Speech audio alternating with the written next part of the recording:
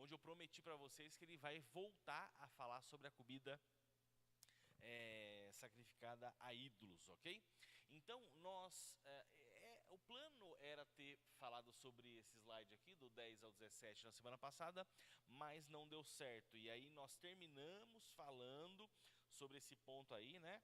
O versículo 13 mesmo, que ele vai falar que Deus nos ensina que Deus não permite que nós somos tentados além das nossas capacidades. E um segundo ponto interessante que Paulo nos ensina é que juntamente com a tentação ele vai dar um escape. Por isso que ele declara que Deus é fiel, isso é, Deus ele garante e ele não falha, ele mantém essa rotina, ele mantém esse costume de saber qual é o seu limite e, entre aspas, respeitar esse limite. 2, mesmo você sendo tentado dentro dos seus limites, ele ainda te dá a possibilidade de escapar de alguma forma, tá bom? A grande pergunta que nós precisamos fazer quando somos tentados é: Senhor, qual que é a saída? Qual que é o escape? É sair do ambiente fisicamente, cortar algum relacionamento, não ligar o aparelho, o dispositivo nesse ambiente ou nesse horário? Algum jeito tem, né? Nós só precisamos descobrir qual é o escape que o Senhor Deus está nos apontando. E depois, e lembre-se que ele começou falando sobre a liberdade cristã no início do 9. Então ele falou para a gente se abster de certas coisas por conta do amor aos irmãos. Depois ele dá o seu próprio exemplo de alguém que se abstém, e embora ele mesmo tenha direitos como apóstolo, né, então ele se dá de exemplo. Depois ele deu o exemplo de Israel, que é um povo que no Antigo Testamento tinha privilégios, viu o poder de Deus, viu a grandiosidade de Deus, e mesmo assim pecou, isso é, não fez o que era da vontade de Deus, e Deus assim trouxe consequências. E ele diz isso para mostrar e para exemplificar o fato de que mesmo que nós tenhamos muito conhecimento, o amor ele precisa superar tudo, né? Está acima do conhecimento, e com esse fato assim obedecemos ao Senhor. E aí, por mais que essa igreja também conhecesse muito a pessoa de Jesus Cristo, mesmo assim as pessoas tinham que obedecer a palavra do Senhor, tá? E aí ele vai voltar agora já a falar dessa comida. Vamos ouvir a leitura do versículo 14 até o 17. E olha só como aos pouquinhos ele vai voltando para o assunto dos ídolos. Por isso, meus amados irmãos, fujam da idolatria. Estou falando a pessoas sensatas. Julguem vocês mesmos o que estou dizendo. Não é verdade que o cálice da bênção que abençoamos é uma participação no sangue de Cristo e que o pão que partimos é uma participação no corpo de Cristo? Por haver um único pão, nós que somos muitos, somos um só corpo, pois todos participamos de um único pão. Muito bem, por tudo que já foi dito até aqui, fujam da idolatria. É muito relevante esse verbo fujam, fugir. A pessoa que está fugindo, ela não está transigindo, ela não está negociando, ela realmente está decidida em sair de perto.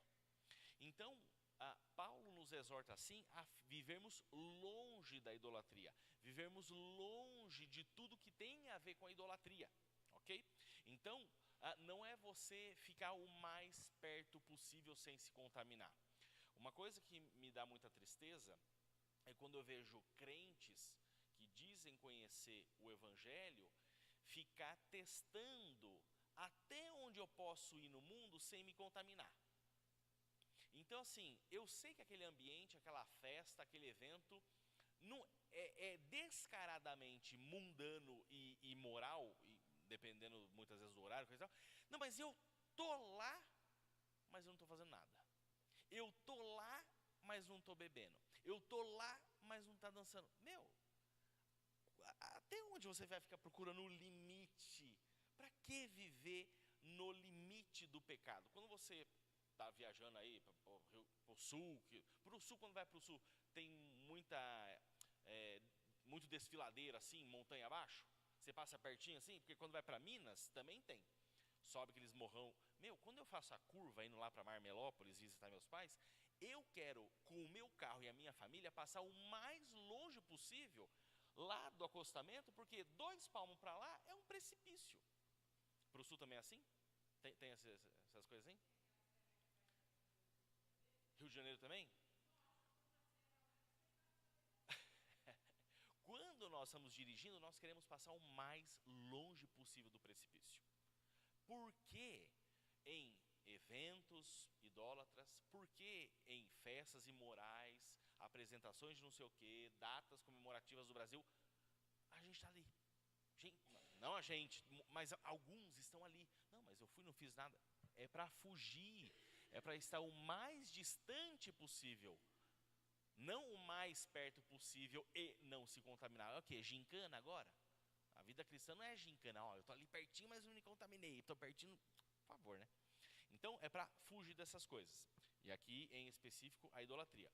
Estou falando a pessoas sensatas. Ele realmente está contando com a sensatez das pessoas, com a sabedoria que Cristo dá a cada um dos crentes. Por isso ele vai dizer: julguem vocês mesmos o que estou dizendo. E esse julguem avaliem, critiquem, parem e pensem a respeito dessas coisas. Não é verdade que o cálice da bênção que abençoamos é uma participação no sangue de Cristo? Esse cálice da bênção tem carinha de quê isso aqui? Cálice da bênção. Ceia. É a Santa Ceia. Então, aqui, olha só, ele já está puxando na nossa memória, ou pelo menos construindo na nossa cabeça um cenário, que é a mesa do Senhor.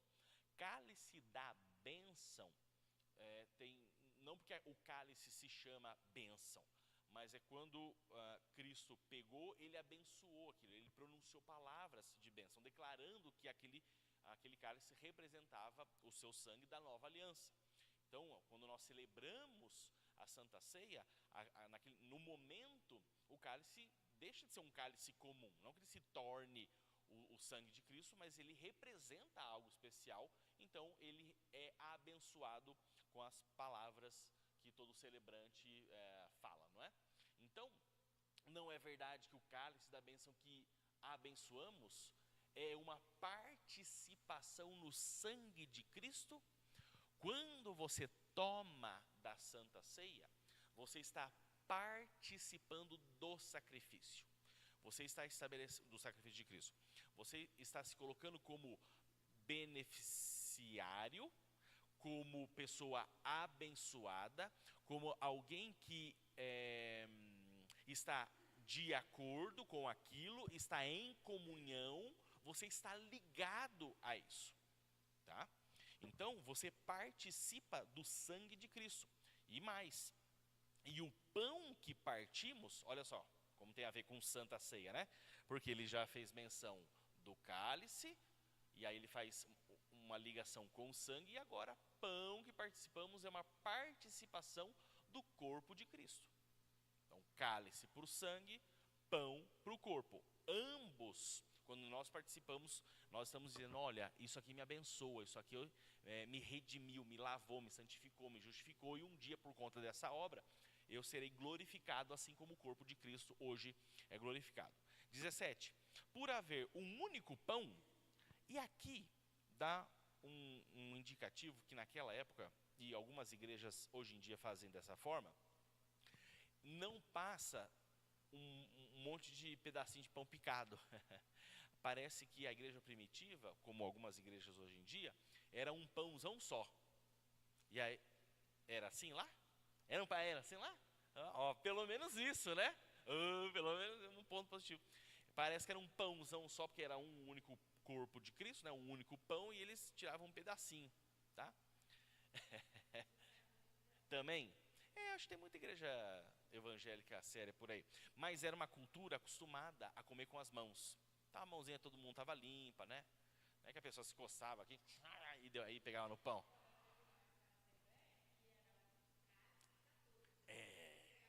Ai, misericórdia. A herpes.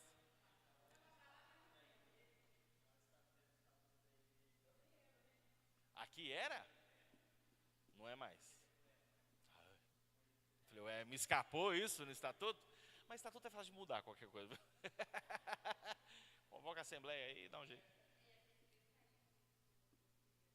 Foi. Isso é, olha só, hein, que loucura, hein? Mas o que acontece? De qualquer forma, lembre-se que o pão representa o pão da vida, né? Esse pão da ceia que ou tá tudo junto ou tá tudo picadinho, ele representa o pão verdadeiro. Então, muito mais do que um pão único, aqui o texto está nos apontando para o pão da vida, que é um só, que é Jesus Cristo, né? Então, por haver um único pão, seja de forma física, ou o conceito, o pão da ceia, ou o pão Jesus Cristo, de qualquer forma nós estamos falando do mais importante, que é o pão Jesus Cristo.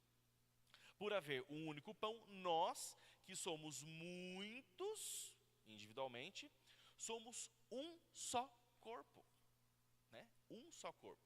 Então, é bonito de pensar nisso. Quando você participa da Santa Ceia, esse corpo de Cristo que me beneficiou a Cida, beneficiou a Célia, beneficiou a Lidiane, o Evandro, a Rayane, todo mundo, né? E isso é o que nos une, isso é o que nos torna um só corpo, certo? Tudo bem até aqui?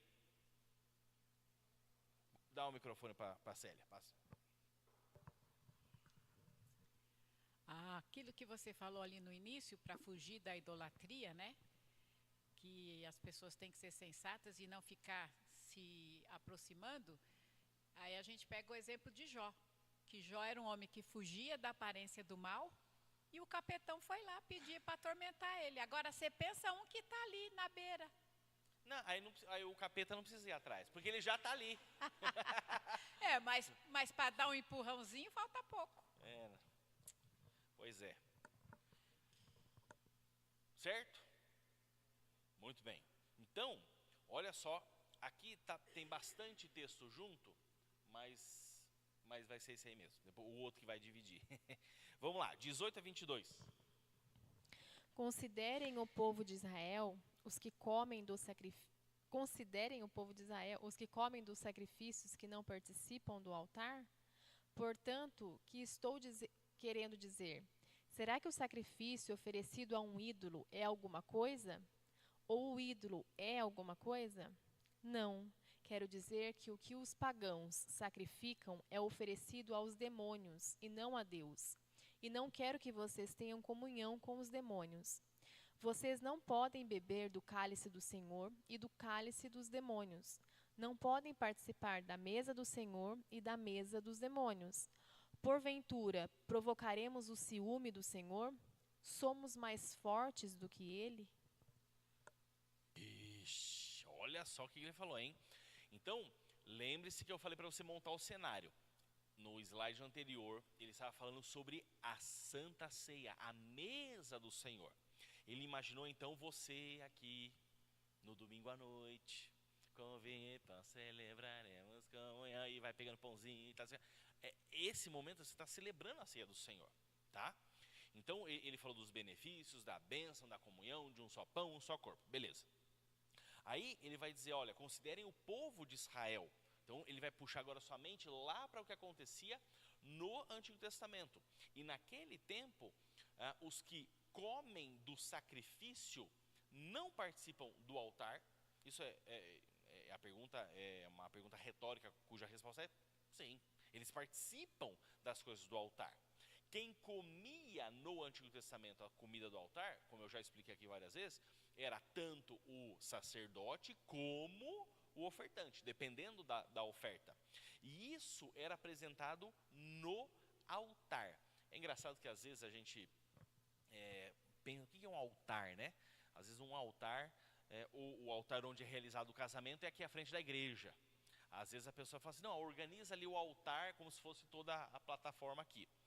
No Antigo Testamento, o altar não era um local onde representações eram montadas ou imagens eram colocadas, mas no Antigo Testamento, o altar era onde era queimada a oferta. E não era uma churrasqueirinha assim, que era um tambor cortado pelo meio pequenininho.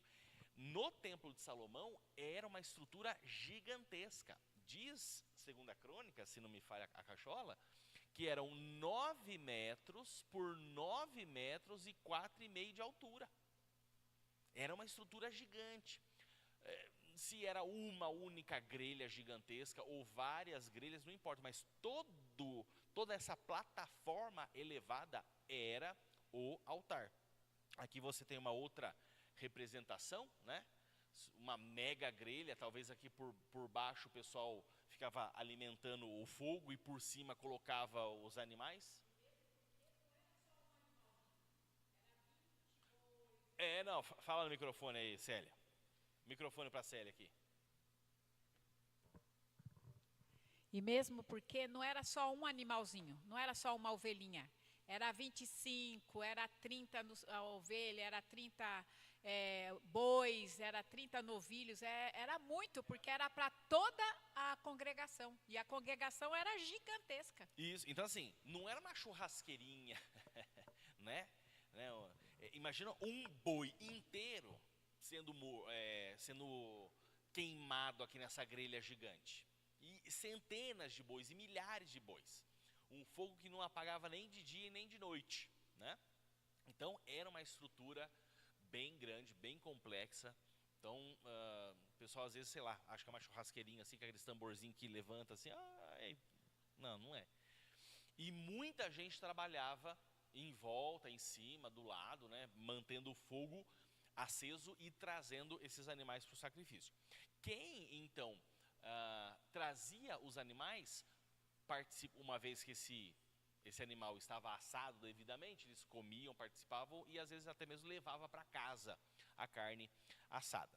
Então, é disso que ele está pensando, tá? Então, quando você pensar no Templo de Salomão, essa estrutura, aqui você tem uma pia de lavagens e você tem esse altar gigantesco, tá? Então, curiosamente, o altar do templo não ficava dentro do templo, ficava do lado de fora. Né? Muito bem. E aí ele continua, 19.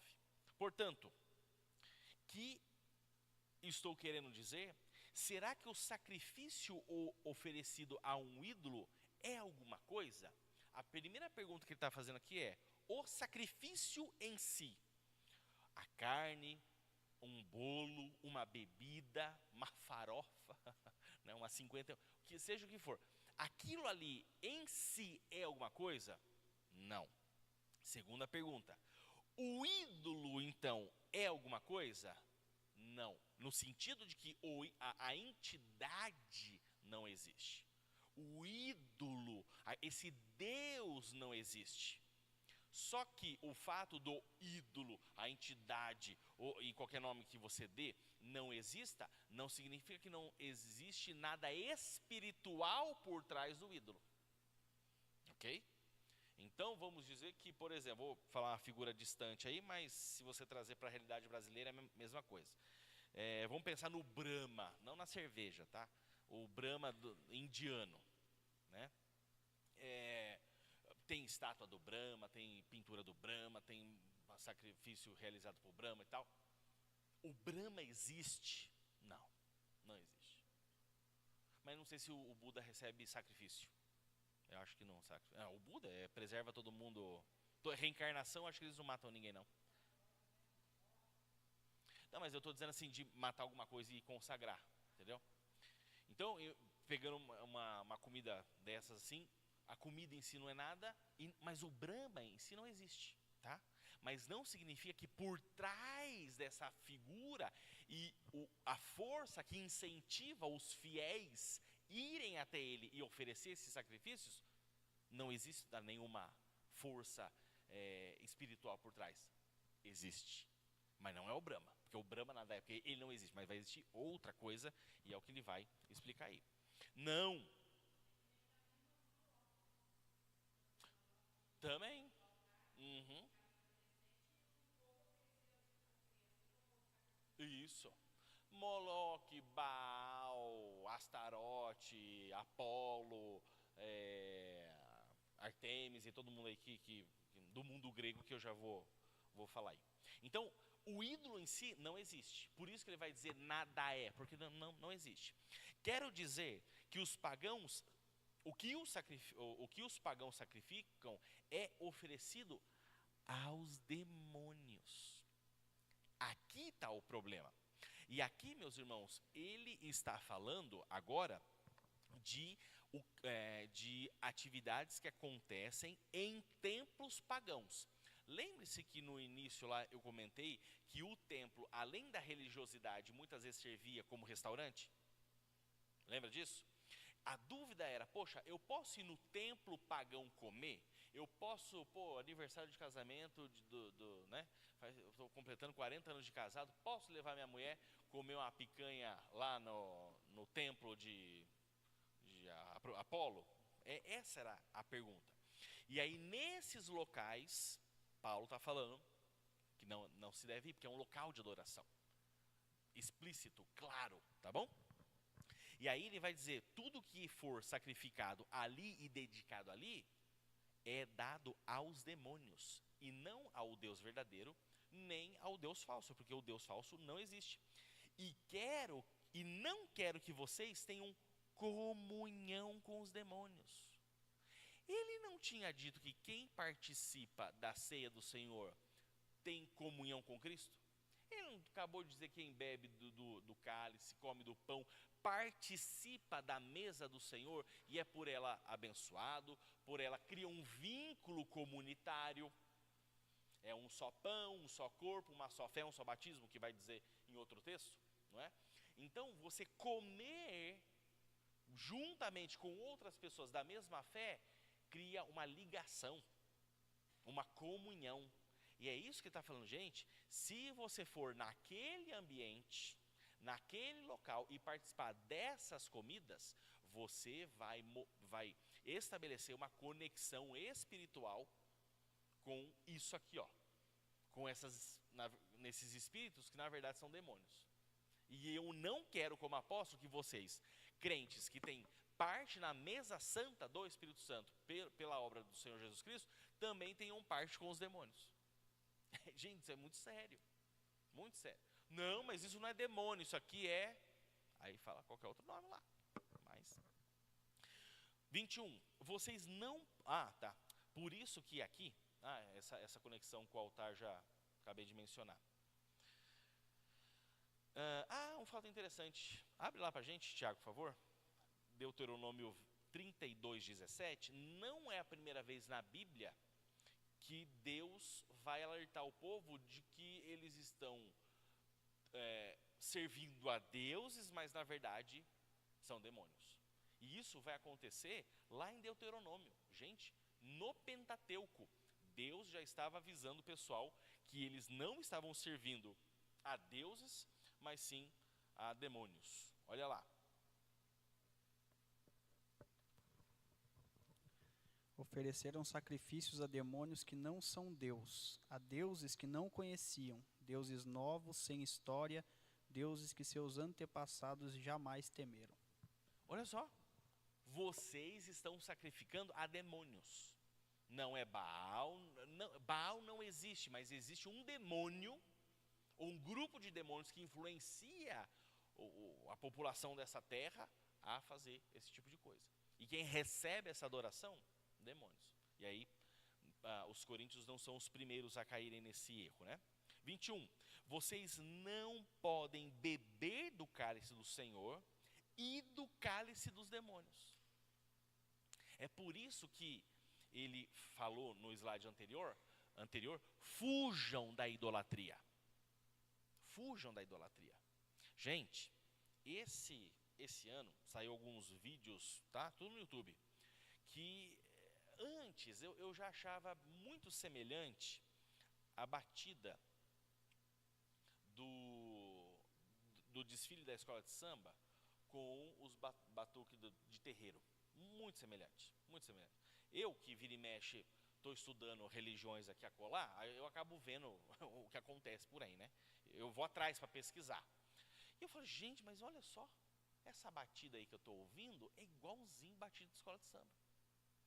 E fora que as representações nos desfiles da escola de samba, às vezes é descaradamente, né, anticristão e tal. E aí esse ano saiu vídeos de um carnavalesco lá, tem até acho mais de um vídeo desse, e eles explicando, não, o desfile representa uma gira, que é a forma que eles cultuam no terreiro do candomblé, essas coisas assim.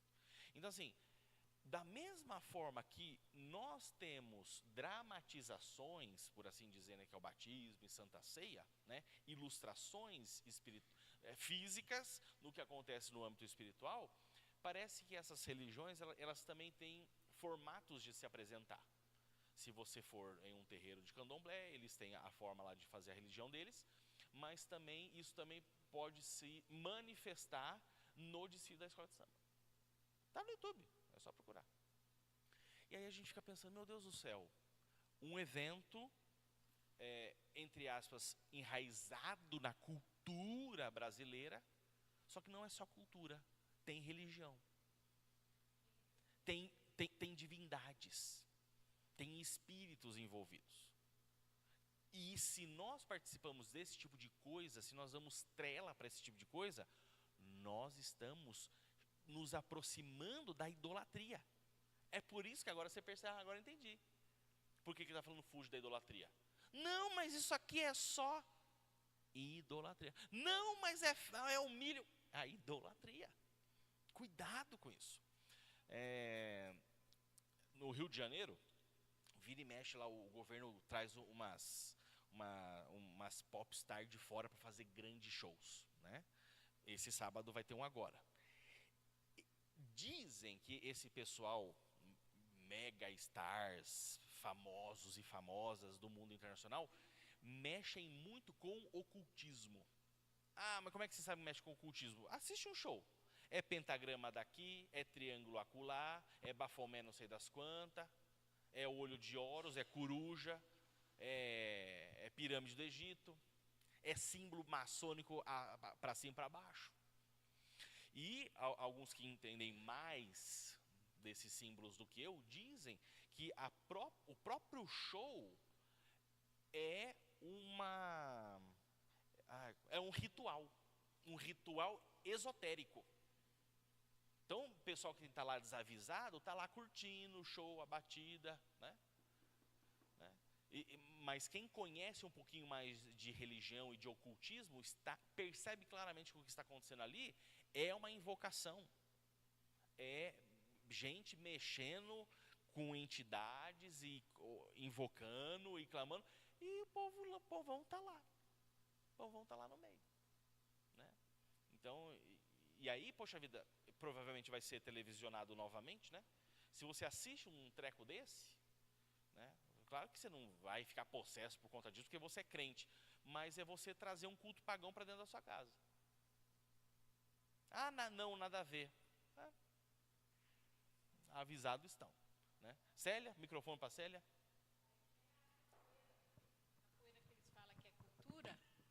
Capoeira que eles falam que é cultura, e eu já vi igreja que tem um conjunto de capoeira santa, gospel.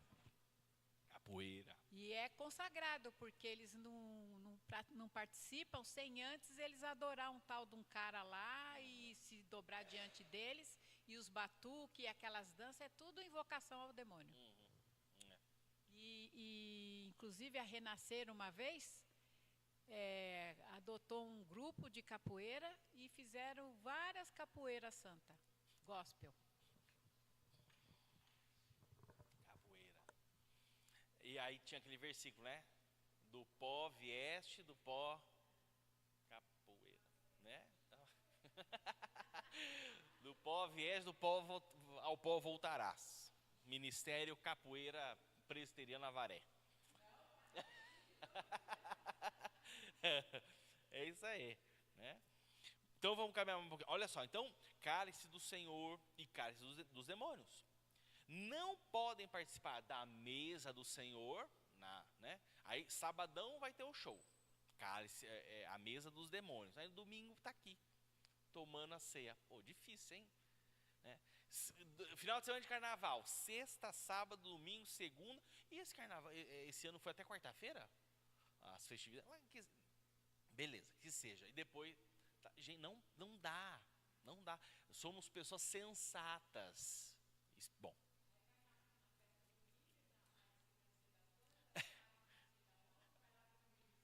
É isso aí. Epa, mãe.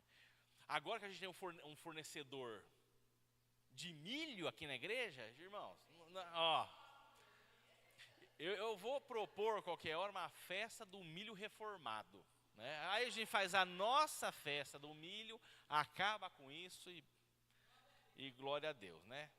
Então tá bom. Então, não podem participar da mesa do Senhor e da mesa dos demônios. Porventura, provocaremos o ciúme do Senhor? Por que ciúme? Gente, nós pertencemos ao Senhor Deus. Aí, como você se sentiria se a sua esposa ficasse de gracinha, sei lá com o vizinho? Cara, tu não ia gostar.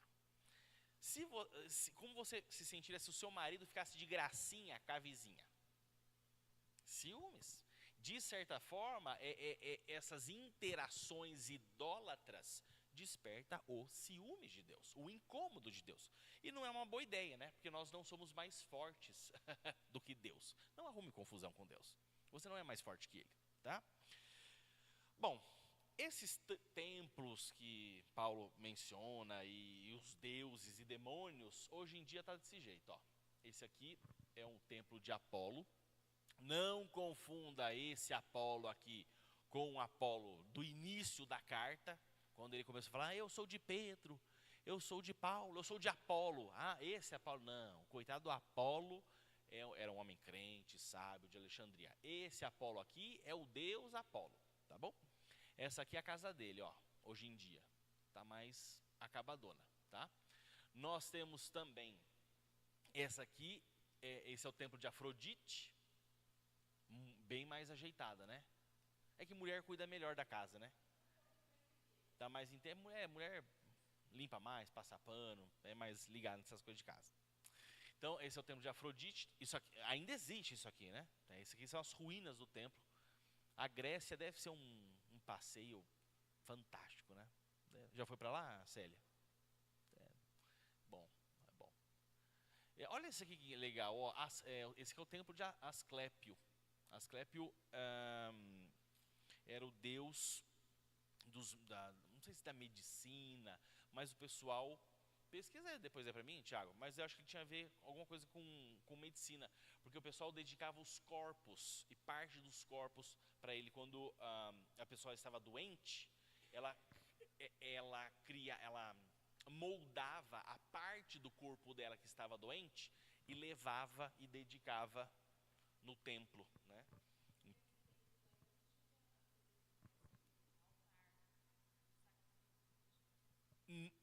Estilo grelha, estilo churrasqueira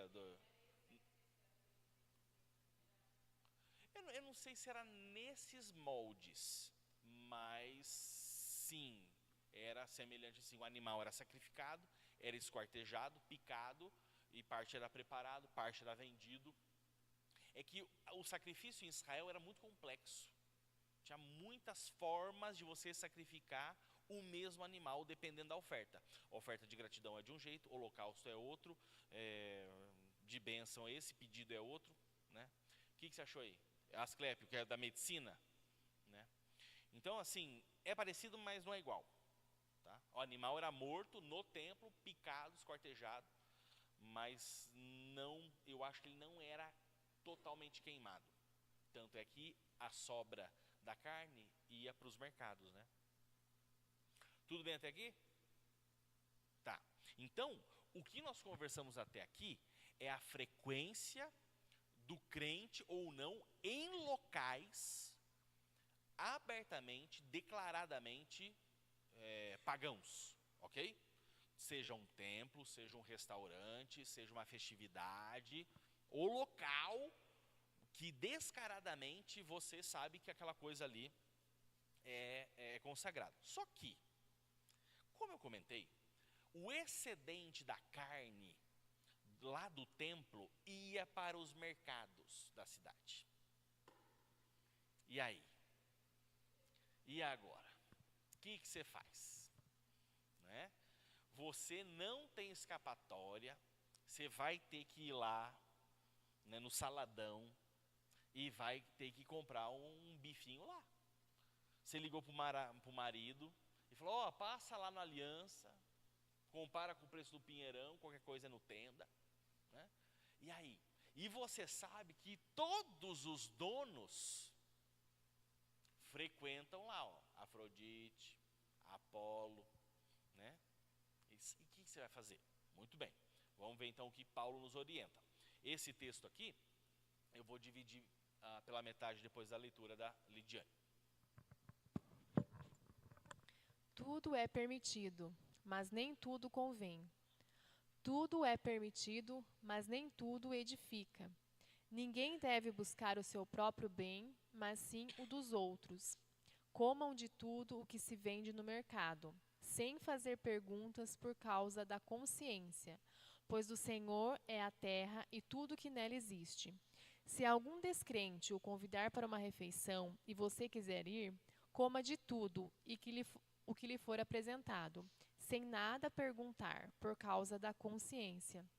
Mas se alguém lhe disser, isto foi oferecido em sacrifício, não coma, tanto por causa da pessoa que o comentou, como da consciência. Isto é, da consciência do outro e não da sua própria. Porque minha liberdade deve ser julgada pela consciência dos outros. Se participo da refeição com ação de graças, por que sou condenado por algo pelo qual dou graças a Deus? Essa expressão vocês já ouviram, né? Tudo é permitido, mas nem tudo convém. Tudo é permitido, mas nem tudo edifica. Ele está repetindo o que ele disse lá no 6:12, tá? Os coríntios diziam isso. Gente, tudo nos é permitido, só que aí Paulo vem e fala, olha, mas nem tudo convém. Olha só que interessante, existe uma permissão porque a comida nada é, porque o ídolo nada é, mas muitas e muitas vezes não convém, tá? Tudo é permitido, mas às vezes nem tudo edifica. E nós estamos aqui para sempre filtrar o que edifica e o que não edifica, o que convém. Não é só certo e errado. Não é só certo e errado. Vida cristã, às vezes é o time, é o tempo, olha. Pode fazer, mas ó, aguarda mais uma hora, aguarda mais um mês, aguarda mais um ano, depende, né? Muita coisa depende. E ó, se você fizer desse jeito com essa pessoa, não vai edificar ela. Se você fizer desse jeito com a outra, vai. Então com essa você tem que mudar. Então assim, o amor cristão precisa nos filtrar, né? Por isso que ser crente é complexo. 24. Ninguém deve buscar o seu próprio bem, mas sim do outro. Eu dividi certo? Dividi. Então, isso aqui, meus irmãos, é o que vai reger o raciocínio, tá bom? Ó, essa partezinha é o que vai reger. Ninguém deve buscar o seu próprio bem, mas sim o dos outros. Porque a pessoa que tem um conhecimento, que sabe que o ídolo nada é, ela tá beleza, tá tudo certo. Só que as atitudes dela serão filtradas e modificadas de acordo com quem está perto. E a consciência que ele vai ficar repetindo aqui, não é a consciência de quem está para comer ou não, do crente forte, mas é de quem está assistindo, tá? Pode ficar um pouco confuso, mas eu vou explicar, vai ficar certinho. Olha só o que ele vai falar. 25, comam de tudo o que se vende no mercado, e a questão é, sem fazer perguntas. Chega lá e fala, ó, dê 1 quilo de linguiça, 2 de salsicha e meio quilo dessa de alcatra picada. Deixa eu fazer uma perguntinha. Veio de algum ídolo? Veio de algum templo? É comida de sacrifício? Não é para perguntar. Não pergunte. Mas, ó, aqui a conversa é num açougue, é num mercado, é num restaurante, a placa, restaurante Dona Maria, entendeu? Um restaurante normal, coma de tudo. E aí ele vai falar, por causa da consciência. Ele não explica qual consciência, mas eu já adiantei para vocês que não é a sua consciência. Vamos lá. Pois do Senhor é a terra e tudo o que nela existe. Gente, ele está citando um salmo. Salmo 24:1. Às vezes a gente fica lendo o salmo só como se fosse orações, né? O pastor lê na introdução do culto, aquilo aquece meu coração, como se fosse um monte de poesia, e é um monte de poesia, mas Paulo faz teologia prática, teologia aplicada em cima de salmos. Ele pegou um texto de salmos, trouxe para a conversa sobre idolatria e se eu posso comer carne ou não, a partir de salmos. Então, da próxima vez que você for ler salmos, leia com óculos teológicos, vai te ajudar. Aprenda a teologia de salmos, tá? Agora, outra pergunta. E se eu for convidado a uma casa? E se eu for convidado para uma refeição? Não é? O que eu faço? Eu já sei que eu não posso ir no templo. Eu já sei que se eu for no mercado, boquinha de siri, pede lá o seu bife e fica na tua. Mas e se alguém me convidar? Vamos ver o que ele vai falar. Se algum descrente o convidar para uma refeição e você quiser ir, coma de tudo. Né? Aproveita. Coma de tudo, coma tudo. Né? Aproveita. O que lhe for apresentado, sem perguntar nada. Não pergunte. Não queira bancar ou não é que eu quero me consagrar. Não seja mais espiritual. Às vezes você ser espiritual é você não abrir a boca. Né? Célia gosta de lembrar do texto lá que fala que o tolo passa por sábio até quando se cala. Então, nesse momento também. Não pergunta, come lá, fica de boa. Nossa, que acarajé é gostoso, come acarajé. Né? Come acarajé. Nossa, mas que comida japonesa, indiana, paquistanesa. Come. De onde veio isso aqui? Do Camboja, tá mexendo. Come. Não pergunta, só come. Né? Aí, de novo, por causa da consciência. Mas, se algum boca aberta que quer estragar o seu jantar, lhe disser, isso foi oferecido em sacrifício, acabou o seu almoço ali. A partir daquele momento começou o seu jejum.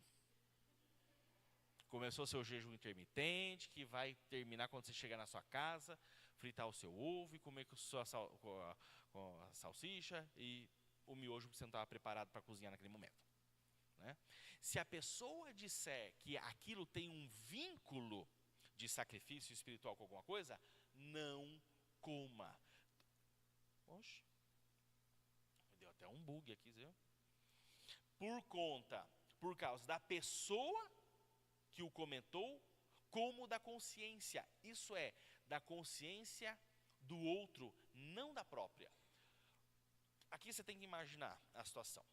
Então, eu cheguei para o Tiago. Tiago, vem cá, vamos ilustrar isso aqui. Faz favor.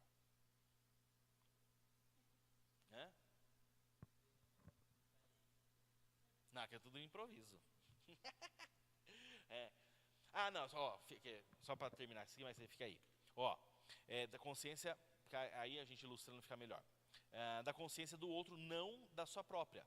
Pois, por que a minha liberdade deve ser julgada pela consciência dos outros? É uma pergunta esquisita, né? Peraí, a minha liberdade vai ser diminuída por conta da consciência dos outros? Por quê? Isso não deve acontecer, e é verdade. Só que na prática, se eu perguntar, vai acontecer. Então, para não acontecer, eu nem vou perguntar. Entendeu? E aí ele continua. Se participo da refeição com ação de graças, por que sou condenado por algo que dou graças a Deus? Então, o que acontece aqui? Tiago, aí eu vou convidar você vai ter que me responder, tá bom? Beleza, então. Você tá bom, Thiago? Faz aí que eu te vejo, é saudade. Tá? Rapaz, vai comer lá em casa. Minha tia... Pronto. Já... Não, é só ir. Não, é só ir. Agora é só ir. Nossa, eu não pensei que ia ser tão fácil. Né? Tá, essa aqui é o primeiro cenário, tá bom? Vamos para o segundo cenário, tá bom? Então tá bom. Porque você nem desconversa. Ô, você tá bom, Thiago? Rapaz, vamos comer lá em casa. Eu tenho uma tia de segundo grau que ela é uma pessoa muito boa, veio lá da Bahia, chegou agora, e fez um acarajé pra gente lá, um vatapá. Nossa, é uma delícia. Vamos lá? Ó, mas tem um detalhezinho.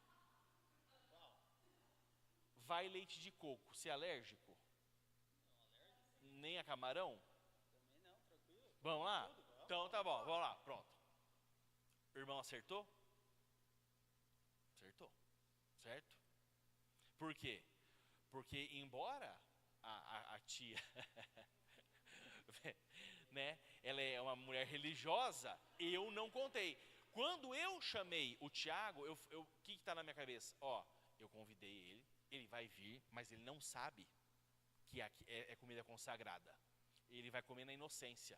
A minha consciência, que eu, como incrédulo, que o convidei, não está colocando a fé dele, ou melhor dizendo, eu não estou em conflito dizendo, mas ele é crente, ele vai comer uma comida que sabe que é sacrificar, que é consagrada.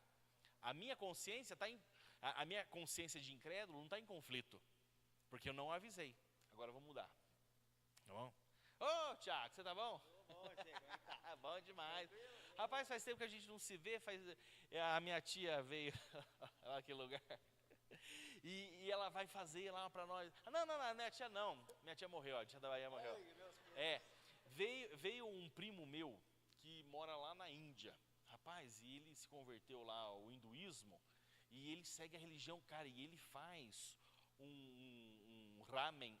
Eu tô misturando as coisas. Ele faz um macarrãozinho lá que ele aprendeu no templo lá do Brahma. E ele consagra a divindade dele lá, que eu esqueci o nome. E aí ele trouxe pra gente comer, cara. Tá uma delícia. Vamos lá provar? Não, ele só aprendeu lá na Índia, isso aí. Mas é que só fica bom porque o prato lá que fica gostoso. Vamos lá comer? Pode ser uma outra vez, outro dia? Estou fazendo jejum. Mas o mesmo, esse prato você quer comer outro dia? Porque é só ele que faz. Porque ele faz lá as rezas, solta a fumaça em cima. Porque é isso que dá ele diz que é o que dá o aroma. Agora eu lembrei, sou alérgico a esse prato. Tá. Tá bom, vai. Então, é mentira. Eu não sou alérgico, mas eu não vou porque já que ele sacrificou.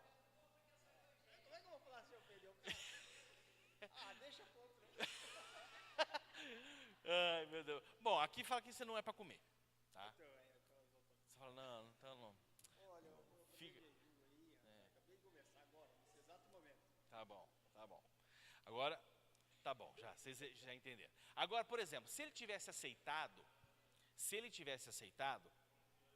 o que eu iria pensar? Nossa, mas o cara é crente, eu avisei que a comida pertence ao outro Deus lá, rival, e mesmo assim ele vai comer da comida? Não, mas peraí, será que ele quer uma bênção desse Deus também? Então a minha consciência, eu que estou convidando, vai ficar em conflito. Porque eu vou entender que ele está levando esse Deus a sério, né? O Deus falso a sério. Tá? Obrigado, viu? Resposta certa.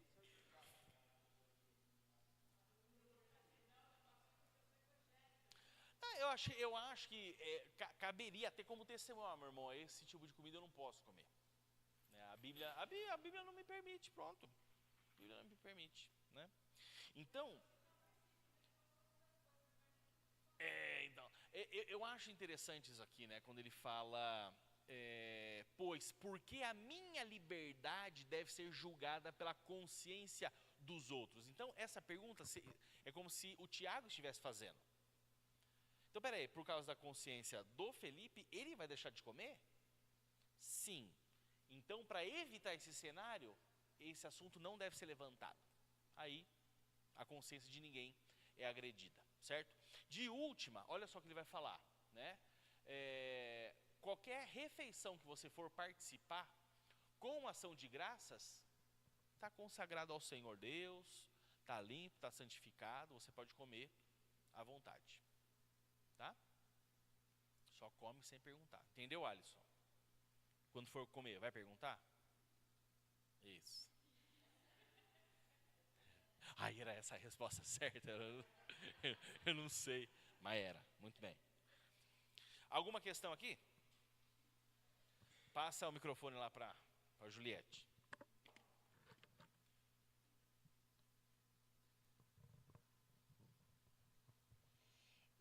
Esse negócio aí de ser consagrado é só para alimento ou para objetos? Acho que tudo. Tudo, se tiver algum vínculo de adoração, é tudo. Porque, tipo assim, lá na Argentina, as lembrancinhas era tudo à mão, que tudo vê, olho grego. Não tinha nada para comprar, era tipo tudo isso daí. O que mais, Tônia? Era só isso. Aí a gente não comprou nada. Meio esotérico. É. Não, mas eles gostam de imã de geladeira. Não tinha nenhum imã de geladeira? Mas tipo, lembrancinha. Era Aham. tipo tudo nisso. Souvenir. É.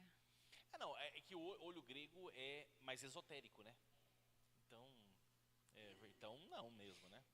E isso vale também para aquelas feiras de junina, aquelas barracas que vende. Se for de alguma outra religião que não cristã evangélica, Porque lá em Itaí tem a Feira da Lua, a Feira das Barraquinhas, no mês de junho. E aí vem vários lojistas da África, de todo lugar, vender produtos. Angolano, aí tipo tudo. não, então tem que ver o seguinte: o evento em si é algo religioso. Porque assim, não tem a Feira da Lua aqui toda sexta-feira? É um evento da cidade. Tem alguma coisa a ver com religião? Não, né? Como evento geral. Se o evento geral. Hã? É melhor nem saber, né? Não, mas assim, por exemplo, toda sexta-feira tem a Feirinha da Lua. Tem barraca que é churros, tem barraca que é cachorro-quente e tem barraca que é artesanato. Ok? Se o artesanato do pessoal que vem lá da África é réplica de elefante, de girafa, é bichinho, tá?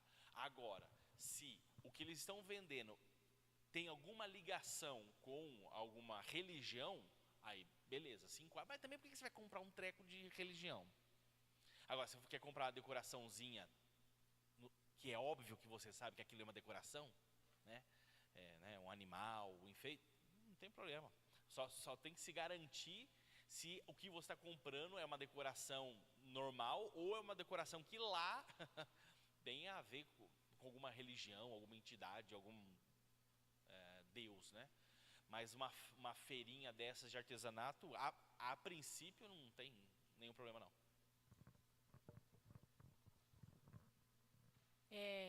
Tem que pedir muito discernimento para Deus. Sabe por quê? Porque as minhas irmãs compraram uns quadrinhos bem bonitinhos numa lojinha e pendurou nos quartos e ficou muito tempo lá e não aconteceu nada. Aí quando a minha mãe viajou e a gente foi morar num outro lugar, eu peguei esses quadrinhos e coloquei na minha casa. E aí todos os dias de manhã, quando eu acordava, eu olhava para um quadrinho e eu via a metade de um rosto. Só que eu falava assim, eu preciso contar isso, e acabava esquecendo e passando e foi rolando. Aí teve um dia à noite que aquele rosto, naquele quadrinho, naquela figura, foi assim tão brilhante assim aos meus olhos antes de deitar, que eu falei assim, agora eu conto.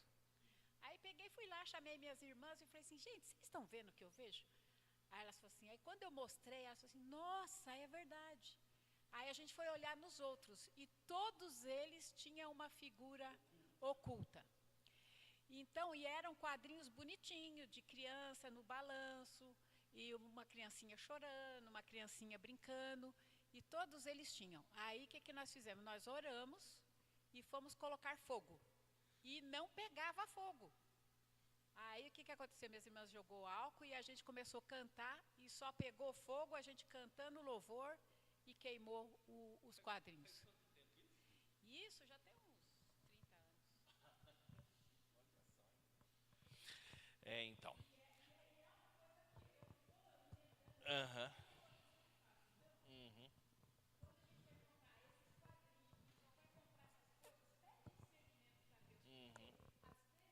Passou.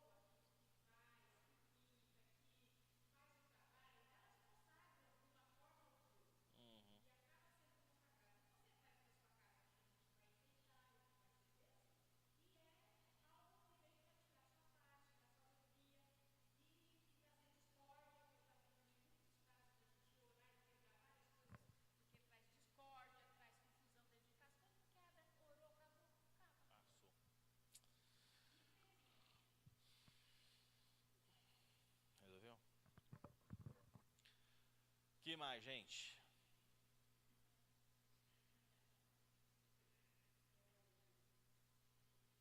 Então tá bom. Vamos ficar por aqui. Nossa, falta tão pouco. Deixa eu ver aqui. Não, vamos parar por aqui. Vamos parar, é mais fácil. Mas assim, mesmo assim, nenhuma pergunta, né? Mais alguma? Pra gente encerrar? Encerrado? Tá. Aqui só vai ser mesmo a conclusão, mas aí semana que vem eu abordo isso. Vamos orar, queridos, encerrando nossa aula.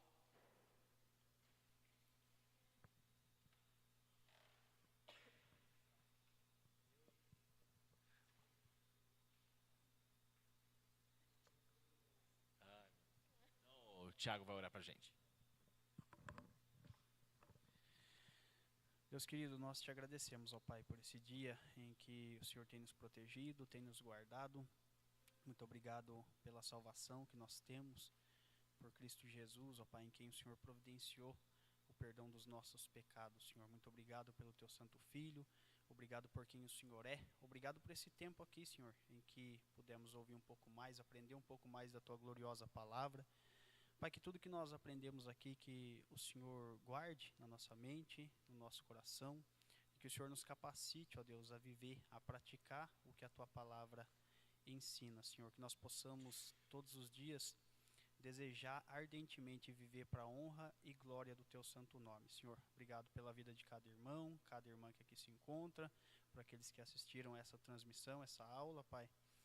Deus querido, obrigado, Pai, por tudo que o Senhor faz nas nossas vidas, Senhor. Pedimos ao Senhor que nos guarde ao regresso para os nossos lares e que nos dê uma boa noite de sono, nos dê descanso e continue conosco sempre, Senhor, nessa caminhada, nos preservando, porque sem o Senhor nós não conseguimos, Pai.